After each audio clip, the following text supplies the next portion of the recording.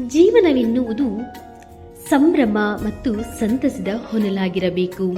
ಸಣ್ಣದೊಂದು ತಪ್ಪು ಮನೋಭಾವ ಸಹ ಆ ಸುಂದರ ಅನುಭವವನ್ನು ಹಾಳು ಮಾಡಿ ಭಯ ಮತ್ತು ಭಾವೋದ್ವೇಗಗಳಿಗೆ ಕಾರಣವಾಗುತ್ತದೆ.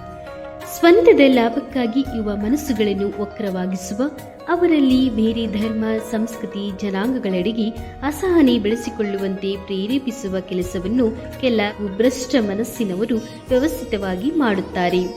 ಇಂಥವರ ಕುರಿತು ನಮ್ಮೊಳಗೆ ಸದಾ ಒಂದು ಎಚ್ಚರಿಕೆ ಇರಬೇಕು. ಮನುಷ್ಯ ಮೂಲತಃ ಸಂಘಜೀವಿ.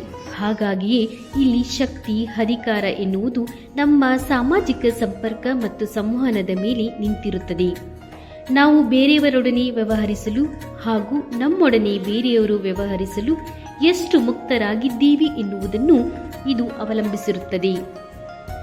ನಾವು ಶಕ್ತಿಶಾಲಿಗಳಾಗಬೇಕು ಎಂದರೆ ಸಾಮಾಜಿಕವಾಗಿ ತತ್ಪರರಾಗಬೇಕು. ಘಟನಾವಳಿಗಳ ಕೇಂದ್ರದಲ್ಲಿರಲು ಪ್ರಯತ್ನಿಸಬೇಕು. ಭರವಸೆ ಮತ್ತು ಜೀವನ ಎನ್ನುವುದು ಒಂದು ನಾಣ್ಯದ ಎರಡು ಮುಖವಿದ್ದಂತೆ. ಎಲ್ಲಿ ಜೀವನವಿರುತ್ತದೋ ಅಲ್ಲಿ ಭರವಸೆ ಇರುತ್ತದೆ. ಕೆಲ ದಿನದ ಹಿಂದೆ ತೀರಿ ಹೋದ ವ್ಯಾವಹಾರಿಕ ಪಾಲುದಾರರೊಬ್ಬರ ದೂರವಾಣಿ ಸಂಖ್ಯೆಯನ್ನು ನನ್ನ ಗೆಳೆಯನೊಬ್ಬ ಡಿಲೀಟ್ ಮಾಡುತ್ತಿದ್ದ. ಅದನ್ನು ನೋಡಿದಾಗ ನನ್ನಲ್ಲಿ ತೀವ್ರವಾದ ಭಾವನೆಯೊಂದು ಮೂಡಿತು.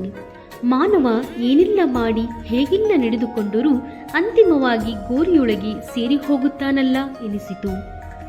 ಅದೇ ವೇಳೆ ಇಷ್ಟು ಚಿಕ್ಕದಾದ ಜೀವನದಲ್ಲಿ ಉತ್ತಮವಾದುದನ್ನು ಸಾಧಿಸುವುದರಲ್ಲಿಯೇ ಸಾಹಸಶೀಲತೆ ಇರುವುದು ಎನ್ನುವುದು ಅರಿವಿಗೆ ಬಂತು.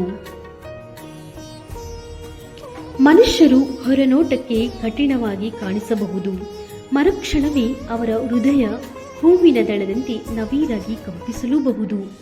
ತೀವ್ರ ಪ್ರತಿರೋಧ ಹಾಗೂ ಅಷ್ಟೇ ತೀವ್ರವಾಗಿ ಆತ್ಮೀಯವಾಗಿ ಮತ್ತೊಬ್ಬರನ್ನು ಒಪ್ಪಿಕೊಳ್ಳುವ ಮನೋಭಾವ, ಇದುವೇ ಮನುಷ್ಯನನ್ನು ಇತರ ಜೀವರಾಶಿಯಿಂದ ಭಿನ್ನವಾಗಿಸಿರುವುದು.